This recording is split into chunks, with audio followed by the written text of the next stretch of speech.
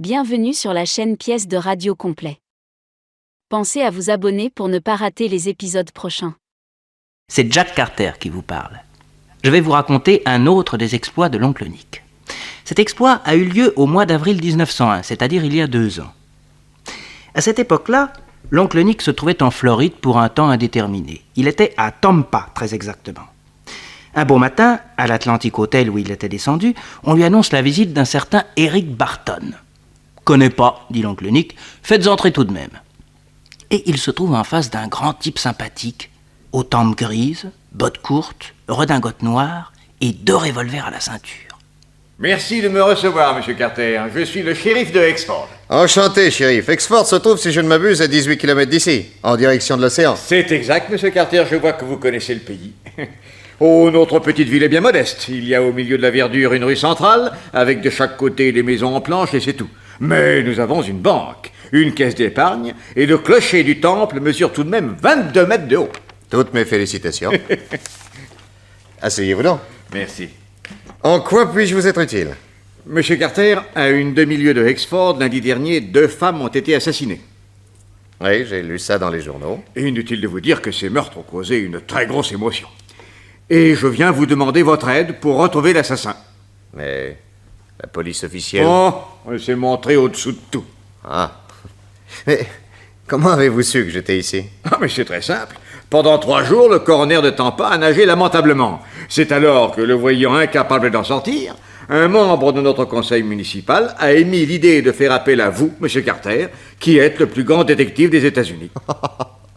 Oh, n'exagérons rien. Votre réputation est immense, et nous savons tous qu'elle est parfaitement justifiée. Bref, le conseil municipal m'a chargé de me mettre en rapport avec vous.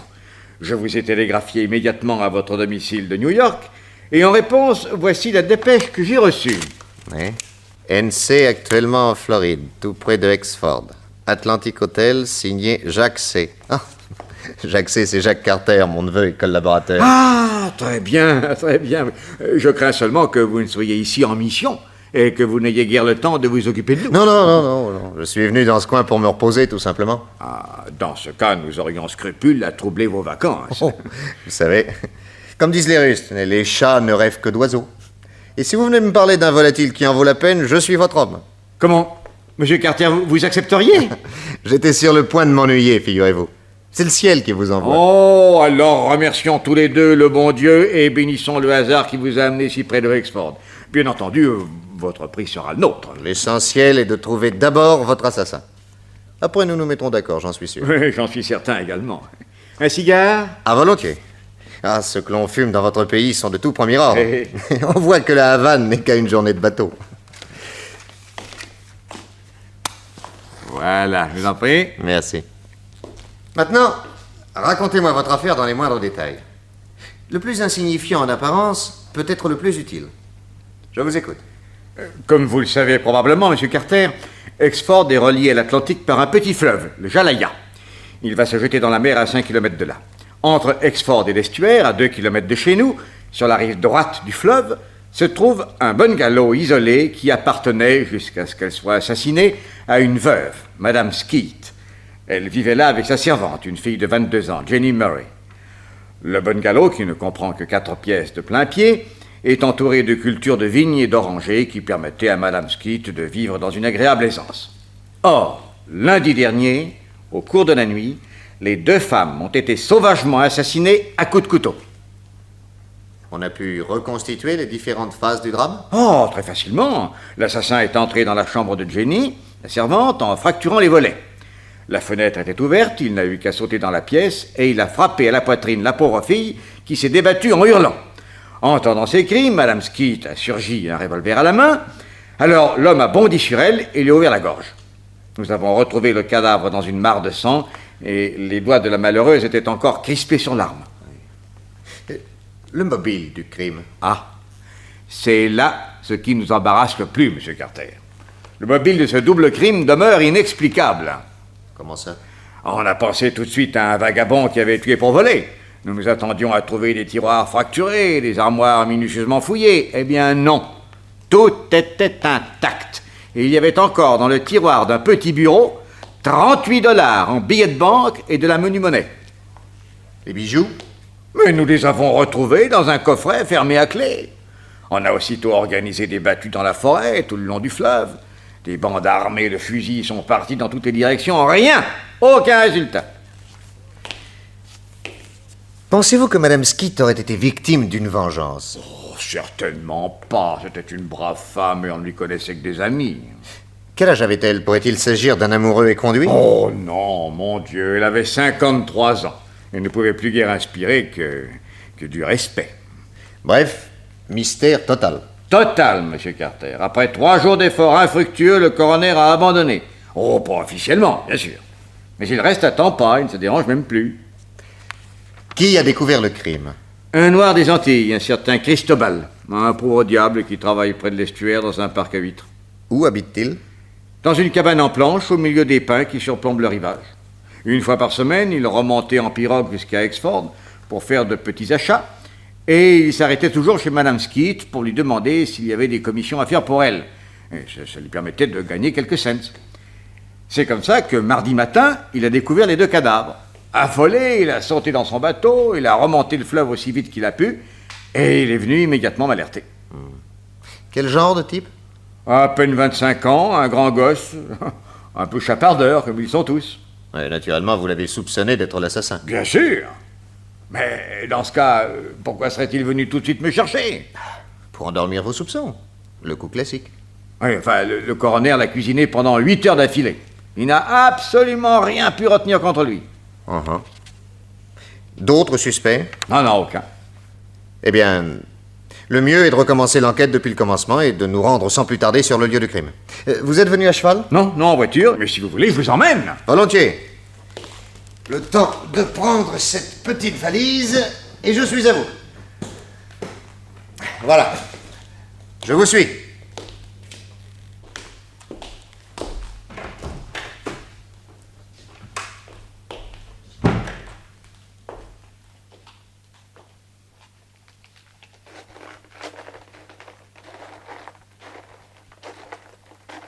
Hey!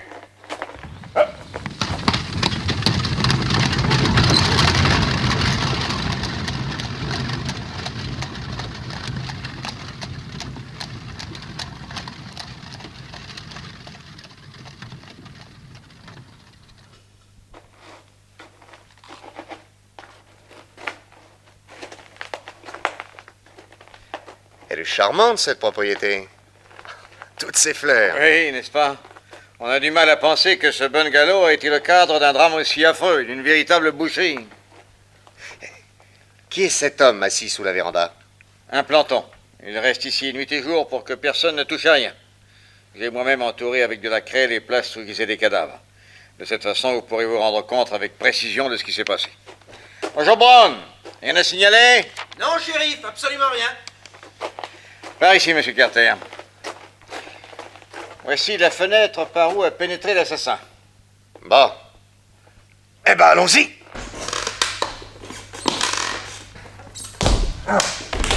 Voilà. C'est la chambre de la servante? Oui. Jenny était couchée. Vous voyez? Le sang a giclé jusque sur le mur. À côté, c'est la chambre de Madame Skeet. Et ici, entre les 2 pièces, se trouvait son cadavre. Ouais. Et qu'a-t-on fait du revolver qu'elle tenait à la main? Le coroner l'a gardé, le barillet était plein. Elle n'avait pas eu le temps de tirer une seule balle. Mais si vous le désirez, on pourra vous le remettre pour que vous l'examiniez. Non, je ne pense pas que ce soit nécessaire. Les constatations que vous avez faites me semblent toutes parfaitement correctes. Dites-moi, à quelle heure ce Cristobal a-t-il découvert le crime? Vers 6 heures du matin, les corps étaient encore tièdes. Ah. Ces femmes avaient-elles reçu une visite la veille au soir? Je ne crois pas. Elles n'ont pas gardé quelqu'un à dîner? Oh, certainement non. On a retrouvé sur l'évier 2 assiettes, 2 verres, 2 couteaux et 2 fourchettes. Il n'y avait donc pas eu au dîner plus de 2 personnes. Voulez-vous me montrer le tiroir où se trouvait l'argent? Mais oui. Dans la salle de séjour. Voici. Voici. Ouais. Et le coffret à bijoux? Ici, dans l'armoire. Voilà. Très bien. J'aimerais maintenant retourner dans la chambre de Jenny.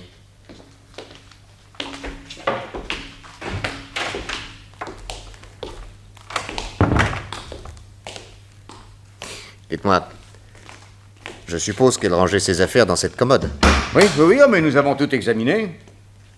Où se trouvait son argent? Quel argent? L'argent de cette fille. Ah, nous n'avons pas vu d'argent. Comment, voyons, elle touchait bien des gages. Enfin, elle le versait peut-être à sa banque. Oui, c'est possible, mais enfin, on garde toujours quelques dollars pour les dépenses courantes. Ah, nous n'avons rien trouvé. Et ça ne vous a pas étonné? J'avoue à ma grande honte qu'on ne s'est même pas posé la question. Nous avons pensé qu'à l'argent de la maîtresse et pas du tout à celui de la servante. Ah, c'est stupide d'ailleurs. Voyez-vous, shérif, nous sommes parfaitement en droit de supposer que le vagabond a volé le peu d'argent que Jenny avait dans sa commode. Elle se réveille, elle crie, il la tue. Madame Skid surgit et va tirer sur lui. Il l'égorge. Puis, pris de panique, il se sauve sans même penser à prendre l'argent et les bijoux qui peuvent encore se trouver dans la maison. Très plausible en effet. Personnellement, vous connaissiez cette Jenny? Oh, vous pensez, elle est née à Exford. Je n'en espérais pas tant. Oh, venez voir. Oui, quoi donc? Ce petit carton de mouchoir tout neuf. Regardez, comme on l'a imprimé sur le couvercle, il en contenait 6. Je n'en trouve plus que 5. Alors où est le 6e? Il ne peut être qu'au sale pour être lavé. Et où se trouve le linge destiné à la lessive? Dans un coffre du couloir. Si vous voulez bien me le montrer. Voilà.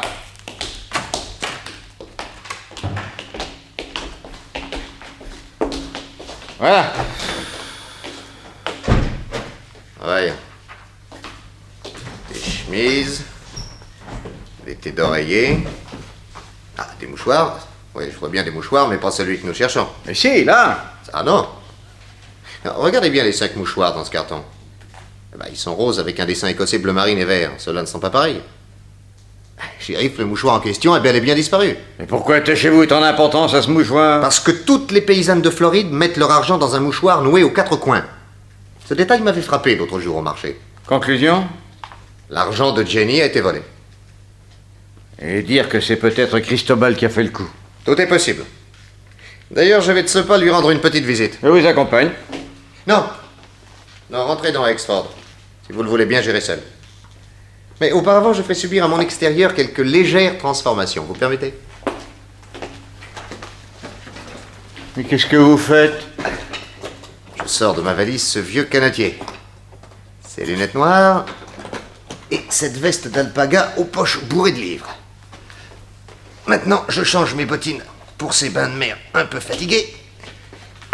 Et je glisse à mon épaule, là, cet herbier cylindrique.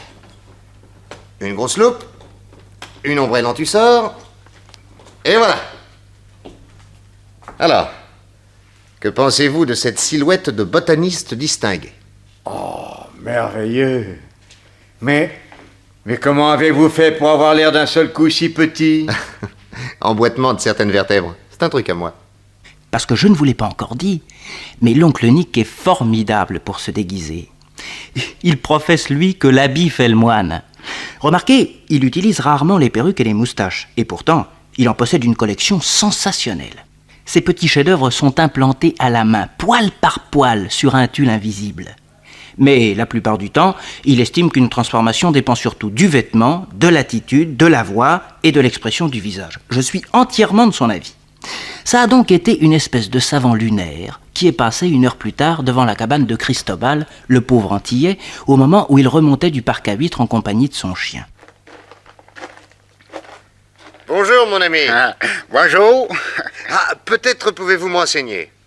On m'a dit que de ce côté-ci, il y avait des salpiglosis, des datura cornucopées et des pyrètres roses. Est-ce exact? Je sais pas. Oh, mais mon pauvre ami, mais qu'est-ce qu'il a, votre chien? Il a attrapé mal à la patte. Permettez que je regarde? Ah oui. Oh, mais il a été mordu par un insecte venimeux. Ah, il est tout enflé. Il faut faire quelque chose, sinon ça peut devenir très grave. Il a la fièvre. Mais moi, je suis pas médecin. Toi, tu es médecin? Non, non, mais je suis un savant spécialisé dans les plantes. Tenez, si vous voulez, vous allez le tenir bien fort entre vos jambes. Et je vais ouvrir la plaie avec mon canifre. Et y mettre du désinfectant. Oui, j'en ai ici une bouteille. Là, voilà. Et dans 2 jours, il sera guéri. Ah, le bon Dieu, il t'envoie. Attends, je vais le tenir. Il ne bougera pas. Viens ici, Zoya, viens. Viens ici. Tout doux. Là. Attendez. Attendez que je passe la lame de mon canif à la flamme de cette allumette. Là. Voilà. Maintenant, donne ta patte, mon Zoya, hein? Allez, donne. Et ne bouge plus. Là, Zoya, c'est fini. Oh, tenez-le bien. Il faut vider l'abcès maintenant. C'est fini, Zoya, c'est fini. Du désinfectant. Oh, ça sent pas bon. Oh. Non, mais c'est très efficace. Ah, un petit bandage.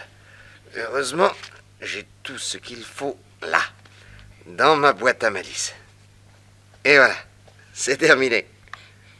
Eh bien, tu vois, Zoya, ça n'a pas été terrible. Bientôt, tu courras comme un lapin. Oh, tu ne m'en veux pas de t'avoir fait du mal, hein? Oh, il me lèche, la bonne bête. Ah, il t'aime déjà, tu vois. Eh oui, toutes les bêtes m'aiment bien. Ah, je te remercie, monsieur. Combien tu veux? Pardon? Combien tu veux d'argent? Oh, mais rien du tout, voyons. Alors, un petit verre de rhum? Ah, ça oui, je veux bien. Ah, viens t'asseoir devant ma porte.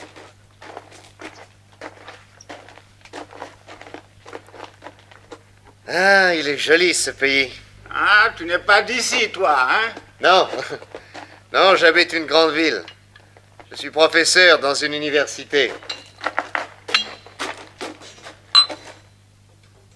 Oh, doucement, pas tant. Merci. Et alors, tu apprends à lire aux petits blancs Ah non, je leur apprends à connaître les plantes et les fleurs. et à les aimer. Eh oui. Mais dites donc, il est rudement bon, votre petit rhum. Vous l'achetez-vous à Exford? Ah non, c'est un cousin qui est marin. Et il me rapporte quelquefois de la Jamaïque. Ben, si tu veux, je te donne une bouteille. Ah, volontiers. Ah, mais je vais vous la payer. Oh non. Ah, si, j'y tiens absolument. Tenez, voilà un billet de $1. Bon, c'est beaucoup trop. Attends, je vais te chercher la bouteille et je te rendrai la monnaie. Dites-moi, c'est vous qui jouez du banjo? Oui. Tiens, voilà la bouteille et 20 cents. Merci. Oh, maintenant, avant que je m'en aille, faites-moi un plaisir, hein? Jouez-moi un petit air de banjo. Ah, je vais bien.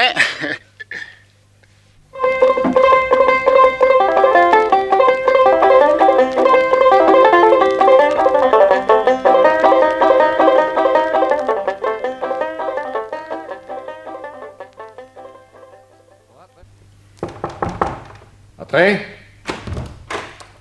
Bonsoir, shérif. Ah, bonsoir, monsieur Carter. La nuit est tombée depuis longtemps, il est bientôt 8 heures et je commençais à m'inquiéter de vous. Je suis venu à pied.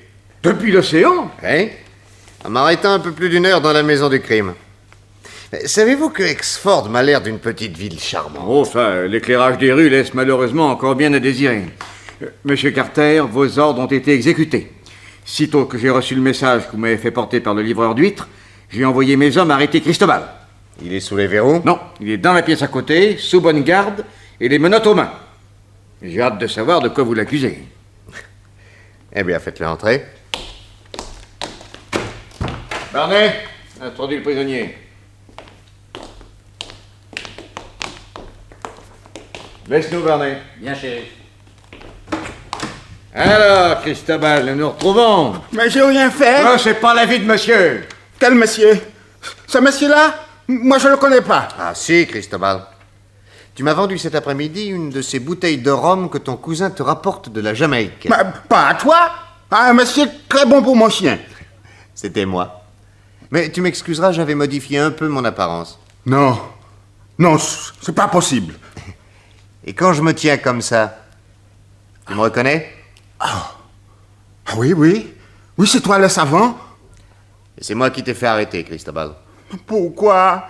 Je t'ai rien fait. Oh, moi, non. Mais à d'autres. Alors, ne riboule pas les yeux et écoute-moi. Quand je t'ai payé la bouteille de rhum, Tu es allé me chercher de la monnaie qui était cachée sous ton matelas. Mais- Ah, ne dis pas non, je t'ai vu. Mais je dis pas non. Après ça, tu m'as joué du banjo, fort bien. Et puis on s'est quittés. Moi, j'ai pris la direction de Exford et toi, tu es redescendu vers la mer. Quand tu as été assez loin, je me suis montré très indiscret, Cristobal. Je suis revenu à ta cabane. J'ai soulevé ton matelas et j'ai trouvé ton argent. Le voici. Comme vous le voyez, shérif, il est serré dans un mouchoir noué aux 4 coins. Mais c'est le 6e mouchoir de Jenny, celui qui avait disparu. Eh oui. Ainsi, tu as volé Jenny après l'avoir assassiné. Je l'ai pas tué, c'est pas vrai. Je l'ai pas tué. Je suis sûr que je l'ai pas tué. Alors, veux-tu nous expliquer dans quelles conditions ce mouchoir se trouvait sous ton matelas? Je l'ai pas tué. Réponds à ce que je te demande. Oui, inutile de claquer des dents et si tu n'as plus de jambes, assieds-toi, mais parle. Vais-tu parler, sale petit bandit? Non, moi pas bandit. Moi, je suis un pauvre noir, très pauvre. Le matin, quand je suis venu demander à Madame Skate si elle avait des commissions, je l'ai trouvée morte, assassinée. Jenny aussi. J'allais me sauver quand Alors, continue.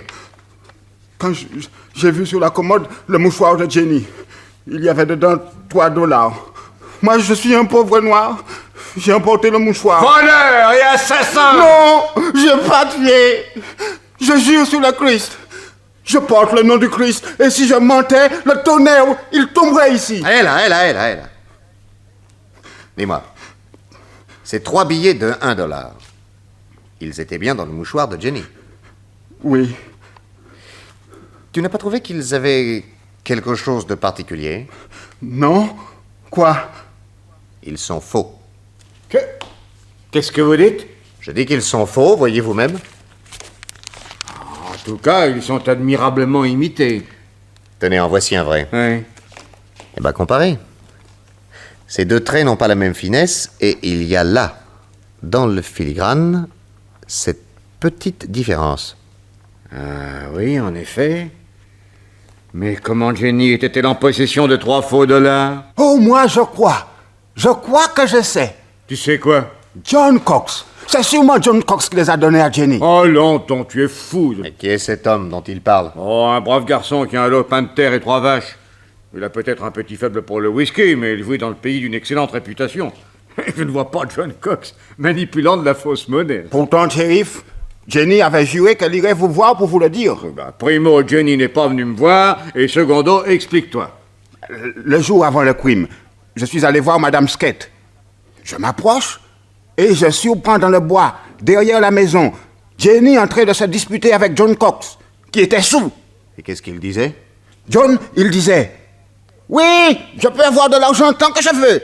Alors c'est pas pour me marier avec toi, une domestique.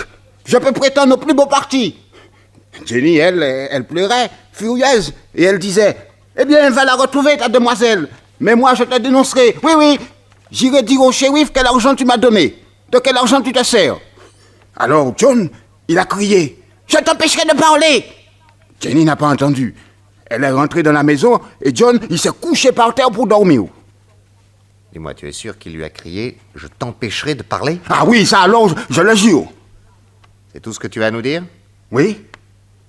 Eh bien, shérif, je pense que pour le moment, nous n'avons plus rien à tirer de ce garçon. Mais bien entendu, nous le gardons. Mais c'est pas moi l'assassin! En tout cas, tu es un voleur. Et de toute façon, crois-moi, tu as intérêt à rester bien à l'abri au fond d'une prison. Jenny a certainement été tuée pour qu'elle ne parle pas. Alors après ce que toi tu viens de nous dire, je ne donnerai pas cher de ta peau. Vous avez raison, monsieur Carter. Allez, viens par ici, toi. Allez, Barney, conduis-moi ce gaillard en cellule et surtout qu'il y reste seul. Personne avec lui, tu m'entends? Sa vie est en danger. Viens, shérif. Allez, viens. Shérif, Oui. vous croyez ce John Cox capable d'assassiner 2 personnes pour ne pas être dénoncé? Ah, je ne le connais pas assez pour vous répondre, monsieur Carter. Jusqu'ici, je vous l'ai dit, il a joui d'une bonne réputation. Voilà. Oui, mais il ne peut être qu'affilié à une bande de faux monnayeurs pour s'être vanté d'avoir de l'argent autant qu'il en voudrait. Oh, s'il y avait dans la région une bande de ce genre, un indice si minime soit-il serait bien parvenu jusqu'à moi, voyons. Alors. Mais vous n'avez jamais entendu parler de faux billets en circulation? Jamais. Enfin, très rarement. Il y a environ 2 ans, au drugstore, un billet de $5. C'est l'affaire la plus récente. Eh bien, la vérité, shérif, il circule beaucoup de fausses monnaies dans cette région. Mais c'est si bien imité qu'on ne s'en aperçoit pas, et j'ai tout lieu de croire que l'imprimerie clandestine ne se trouve pas très loin d'ici. Sur quoi vous appuyez-vous pour affirmer une chose pareille? Je vais vous faire une confidence. Je ne suis pas venu en Floride pour me reposer, mais précisément pour tenter, sur la demande de Washington, d'arrêter la bande de faux monnayeurs dont nous parlons. Oh, ça par exemple. Et je dois dire que le vol de Cristobal et l'attitude de ce John Cox viennent très sérieusement renforcer mes soupçons. Un pays si tranquille. Ah, ça, je n'en reviens pas. Mais croyez-vous que ces bandits savent pourquoi vous êtes en Floride? J'ai bien le droit de prendre des vacances, non? Et de m'amuser pour ne pas perdre la main à rechercher l'auteur d'un double assassinat. Cela n'implique pas forcément que je m'intéresse à une bande de faux monnayeurs. Mais si c'est John Cox qui a tué ces deux femmes, et s'il vous soupçonne d'avoir eu vent de quelque chose au sujet de ces faux billets, mais il va chercher à vous supprimer. Ah, sans aucun doute. Aussi, je vais m'occuper sans perdre une minute de ce gentleman. Où habite-t-il? Vous voulez l'arrêter? Oh, pas encore. Pour l'instant, je me bornerai à aller faire un petit tour du côté de sa maison. À cette heure-ci? Pourquoi pas? Simple repérage. Et puis, sous la lune, il se passe parfois des choses qui ignorent la lumière du jour. Je vais avec vous. Ah non, mon vieux, non, non. Il est tard, à Exford, on se couche certainement de bonne heure et je ne voudrais pour rien au monde troubler vos habitudes. Mais je ne dormirai pas, vous savoir en danger. Oh, mais je sais me défendre, soyez tranquille. Allez, expliquez-moi plutôt où se trouve la maison de Monsieur Cox. Ah, vous n'êtes pas raisonnable. Allez, faites-moi un petit croquis. Ah, s'il vous arrive quelque chose, je m'en tiendrai un peu pour responsable. Enfin. Alors, voilà la grande rue en direction de l'est. Oui. Hein? Au bout du pays, vous marchez 500 mètres environ. Là. Et ici, vous trouvez sur votre gauche un chemin qui grimpe à travers bois. Bon. Vous le suivez jusqu'à une clairière où il y a un pâturage et une petite maison flanquée d'une étable à vaches. Hein? C'est là. Merci. Et revenez vite. Je vous ai fait préparer une chambre. Elle est juste au-dessus de cette pièce, au premier. Vous en excuserez le peu de confort, je suis un vieux célibataire qui s'entend assez mal aux choses de la maison. Mais cette hospitalité, Monsieur Carter, vous est offerte de bon cœur. Merci, shérif. À charge de revanche quand vous viendrez à New York. D'accord. Vous avez bien vos revolvers? Oh oui, et je sais m'en servir. Alors, soyez prudents et à tout à l'heure. À tout à l'heure.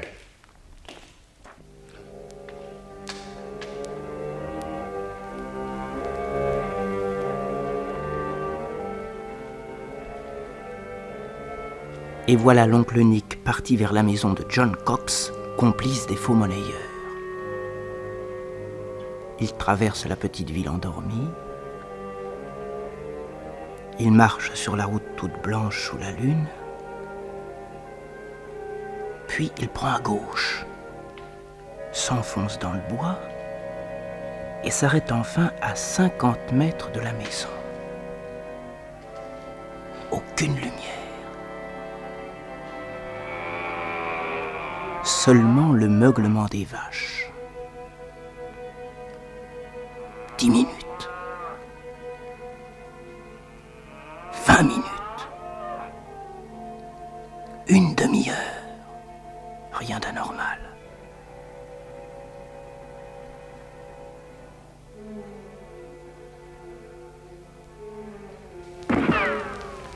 Une balle vient percer le chapeau de Nick Carter qui riposte.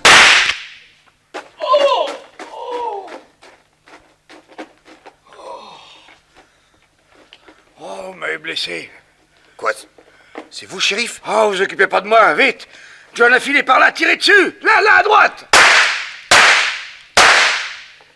Ah, je t'en fiche, il est loin maintenant.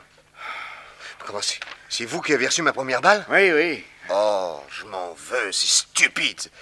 J'ai aperçu votre silhouette et je l'ai prise pour celle de ce bandit. Montrez. Où êtes-vous blessé? À la main droite. Oh, je pense que ce sera rien. La balle a dû rester. Oh, il faudra que le médecin me la retire. Oh, vous m'envoyez une navrée. Attendez, que je vous fasse un bandage avec mon mouchoir, là. Ne bougez pas. Oh. Mais aussi, qu'est-ce que vous faisiez là? Je vous avais défendu de sortir. Mais quand vous avez été parti, je n'étais pas tranquille et je me suis dit que je ne faisais pas mon devoir. Ben oui, il fallait que je reste avec vous pour vous protéger en cas de danger. Oh. Alors, je suis venu vous surveiller, prêt à intervenir à la première alerte. Malheureusement, John Cox a surgi d'un forêt. Il a tiré sans que j'aie eu le temps de le voir. Et au moment où j'ai voulu l'abattre, j'ai reçu votre balle dans la main. Oh là là. En tout cas, nous sommes fixés. Hein. Sa culpabilité est maintenant hors de doute. Pouvez-vous tenir encore quelques minutes, le temps de jeter un coup d'œil dans la maison? Oh, mais naturellement. Allez, je vous suis.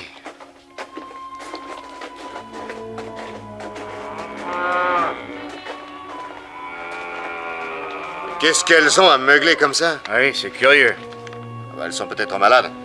Oh, mais on n'y voit plus rien. Attendez, j'ai ma lampe électrique. Regardez. Quoi donc? Ces vaches n'ont pas été traites depuis au moins 48 heures.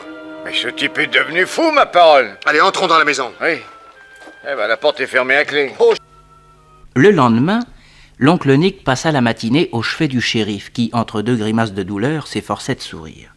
Puis, tout l'après-midi, il interrogea les habitants de Hexford pour essayer de reconstituer l'emploi du temps de Jenny et de John Cox. Lui, on l'avait vu plusieurs fois, mais elle, pas du tout. Elle n'avait pas dû quitter le bungalow depuis une semaine.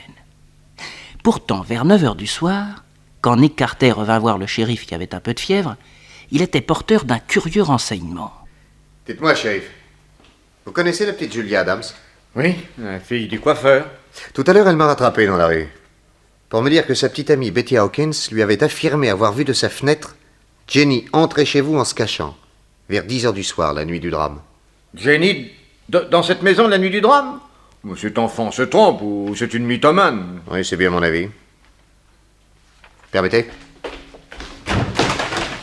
Tiens, Barney, vous écoutez aux portes? Moi? Non. Je passais pour aller chercher au fond du couloir des formulaires de procès-verbaux. Ah bien.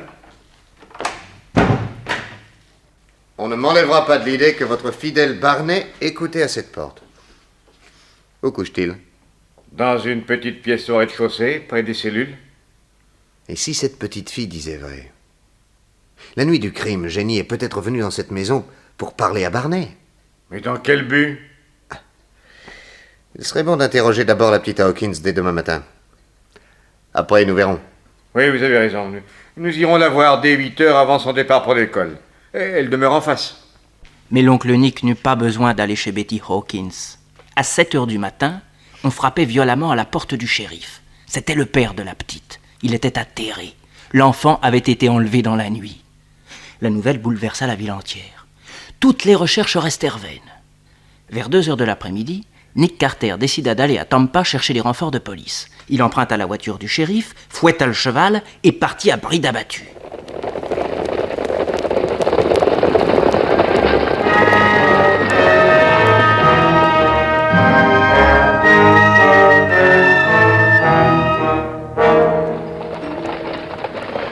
Soudain, 4 kilomètres plus loin, en traversant la forêt,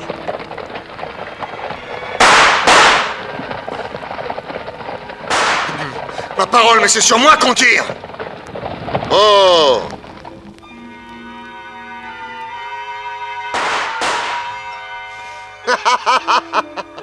Maladroit! Oh, inutile de te cacher, je t'ai vu! Et je vais te montrer que je tire mieux que toi!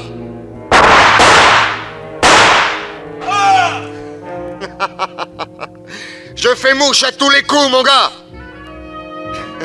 Voilà qui file comme un lapin, tiens. J'aimerais bien savoir où il va. Nick Carter court aussitôt à l'endroit où était le bandit. Mais il ne trouve qu'un peu de sang dans l'herbe. Un peu plus loin, encore une goutte de sang. Puis plus rien. Si, des empreintes de pas qui ont écrasé des feuilles. L'art de suivre les traces, l'oncle Nick l'a appris d'un grand maître, Buffalo Bill lui-même. Il se jette donc à plat ventre et renifle comme un chien de chasse. Puis il part droit devant lui. Les taches de sang réapparaissent. Elles se font plus nombreuses. Soudain, elles s'arrêtent devant un rocher. Visiblement, il a été déplacé. Oui, il tourne sur un pivot d'acier. Et Nick Carter découvre un trou, et au fond du trou, des marches qui s'enfoncent dans les entrailles de la terre. Les marches sont pleines de sang. C'est par là que l'homme a disparu. L'oncle Nick n'hésite pas, il descend. Il allume sa lampe électrique Et bientôt, le voilà qui longe un couloir. Soudain, il bute dans un corps. C'est l'homme blessé qui vient de tomber d'épuisement. Tu es là, voyou. Ne me faites pas de mal. Je vous en supplie. Je vais mourir. Je te soignerai tout à l'heure. Pour le moment, je cadenasse cette chaîne autour de tes chevilles. Voilà. On ne sait jamais, hein. Et quittant le blessé, Nick Carter suit le couloir. Tout au bout, il y a de la lumière.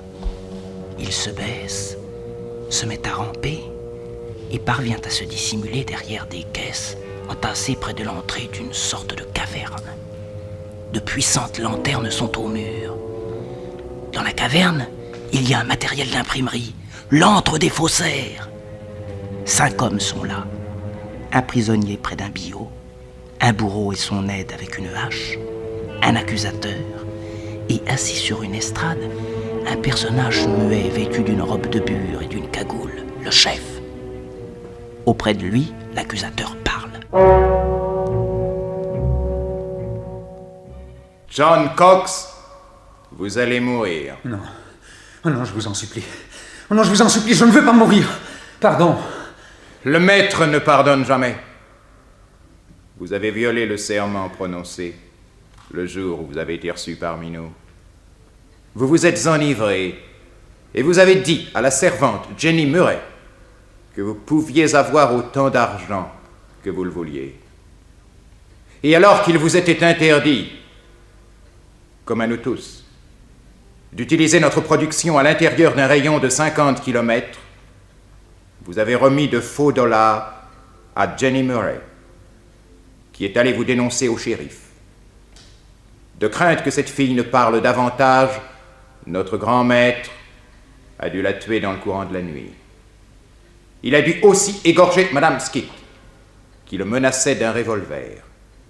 Ce double meurtre, vous en êtes responsable, John Cox. Et ce qui est plus grave encore, c'est que Jenny, qui avait remis un de ses faux dollars au shérif, en avait gardé 3 dans son mouchoir. L'antillais Cristobal les a volés, et grâce à ce vol, Nick Carter, le plus dangereux détective des États-Unis, a été sur notre piste. Heureusement qu'à cette heure, il est mort, car un de nos camarades a été chargé de l'abattre.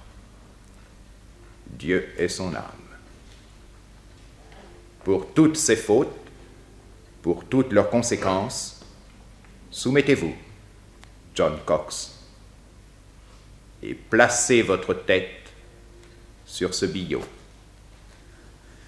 Vous allez mourir. Bourreau, faites votre devoir.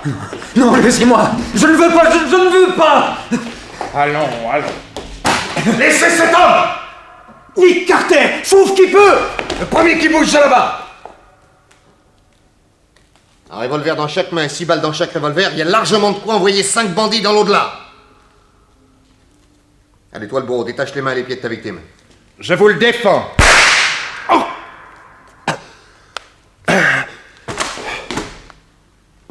Pour servir d'exemple. Et c'est moi qui commande. J'ai dit détacher le prisonnier. Très bien. John Cox, je t'ai sauvé la vie, alors aide-moi. Hein. Attrape ses menottes et passe-le au poignet de ton bourreau. Mais ta gueule ou je t'assomme. Voilà, c'est fait, monsieur Carter. Et ces menottes-là pour l'aide bourreau. Voilà, monsieur Carter, c'est fait. Et maintenant, grand chef, à nous deux. Il me reste encore 11 balles à ton intention. Qu'as-tu fait de la petite Hawkins? Tu ne veux pas répondre? Moi, je peux vous le dire. Elle est enfermée là à côté, dans un cachot. Qui a la clé? Le grand maître. Alors, grand maître, donne la clé. Donne-la ou je tire. À la bonne heure. Tiens, Cox, prends-la. Mais qu'est-ce qui vous est donc arrivé, chef? Vous aussi, vous portez un bandage à la main droite? C'est pour ça que vous n'avez pas tiré sur moi, hein? Cox, prends cette corde qui te ligotait si bien. Ficelle-moi ton patron et rapidement. Ah. On se laisse faire bien gentiment. Voilà qui est raisonnable. Dame, 11 balles dans la peau tout de suite ou la corde au cou dans 6 mois, il vaut peut-être mieux attendre 6 mois, on ne sait jamais, n'est-ce pas, chef? Tant qu'il y a de la vie, il y a de l'espoir. Ah, voilà, monsieur Carter. Ah, il ne peut plus bouger. Maintenant, dites-moi, vous autres. Vous savez qui était votre grand chef? Non, on ne l'a jamais vu qu'avec sa cagoule. C'était l'autre qui est là par terre qui transmettait les ordres. Eh bien, vous allez le savoir, je me réserve le plaisir de lui arracher moi-même sa cagoule. Regardez. Le shérif. Oui, mes amis, le shérif. Le shérif qui ne parlait jamais pour ne pas être reconnu. Le shérif qui, dès le premier soir de mon arrivée, m'a tiré dessus. Le shérif 2 fois assassin, bien décidé à voir ma peau et à faire couper la tête de John Cox. Le shérif, enfin, qui n'a peur d'une petite fille. Mon excellent ami, qu'avez-vous à dire pour votre défense? Vous ne voulez pas parler. Vous avez raison. Comme dit le poète, les âmes se pèsent dans le silence, comme l'or et l'argent dans l'eau pure. Et voilà. Tout ce joli petit monde a été emmené en prison, la petite Hawkins a été rendue à papa-maman, et quand l'oncle Nick a été de retour à New York, oh, mes amis, qu'est-ce qu'on l'a fêté! Les petits plats dans les grands, foie gras, champagne, et bien entendu, notre petit 4 mains.